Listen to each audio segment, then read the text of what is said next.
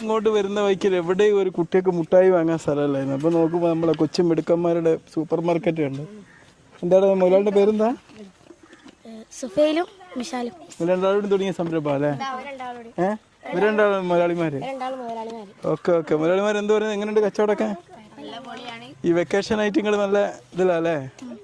എവിടെയും കടകൾ ഇല്ലാത്തതുകൊണ്ട് നിങ്ങൾ അതിന്റെ സാധ്യത മനസ്സിലാക്കി തുടങ്ങിയതാ വെക്കേഷനിലല്ലേ? നിങ്ങൾ തന്നെ തിന്ന് തീർത്താളുന്നുണ്ടെന്ന് കേട്ടിട്ടുണ്ടല്ലോ.